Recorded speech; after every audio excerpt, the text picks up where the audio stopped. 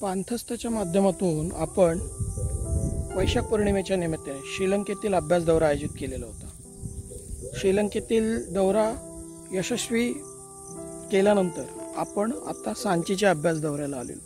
मे महिन्यामध्ये वैशाख पौर्णिमा म्हणजे बुद्ध पौर्णिमेच्या निमित्ताने आपण तो अभ्यास दौरा आयोजित केलेला होता। त्यानंतर आता आपण वैशाख पौर्णिमेच्या निमित्ताने आयोजित केलेला श्रीलंका अभ्यास दौऱ्याच्या नंतर मे महिन्यात अभ्यास दौरा झाल्याबरोबर दुसरा अभ्यास दौरा पाणथस्थच्या माध्यमातून आपण मध्य प्रदेशातील सांची अभ्यास दौरा लावलेला आहे। तर सांची अभ्यास दौऱ्यातील पहिलंच ठिकाण जे आहे ते म्हणजे सतधारा स्तूप।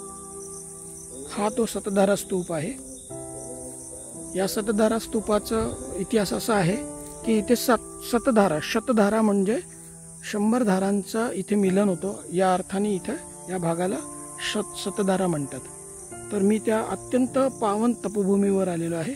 ही ती पूर्ण तपोभूमी आहे, तुम्ही जे बघताय ते एवढी शांत किर जागा ती आहे इथे।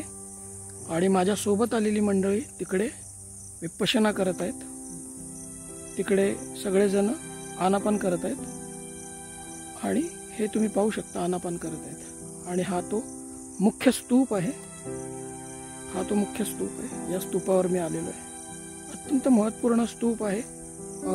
सांची स्तूपावर सगळेच जण जातात, पण हा जो स्तूप आहे इथे शक्यतो कोणी जात नाहीत। सतधारा स्तूप ऐतिहासिक दृष्टिकोनातून खूप महत्त्वाचा आहे, त्याची माहिती मी सांगेनच।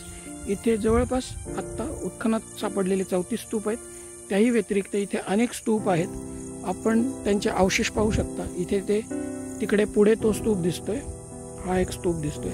अशी जवळपास माझ्या अंदाजाने 100 स्तूपांची शृंखला असण्याची शक्यता आहे। ही तपोभूमी आहे, तपलेली भूमी आहे। सांचीपेक्षाही अत्यंत पवित्र म्हणजे सांची तर आहेतच, त्याच्याबद्दल दुमत नाही। याहीपेक्षा महत्त्वाचं हे सांची स्तूपाच्या बरोबरीनेच आपल्याला हा जो सतधारा स्तूप आहे हा पाहायला मिळतो। तर सांचीच्या नंतरचा हा एक स्तूप आहे, तुम्ही बघू शकता। इथे सगळे आता आनापान करत आहेत माझ्यासोबत आलेले। हा तो पूर्ण परिसर आहे।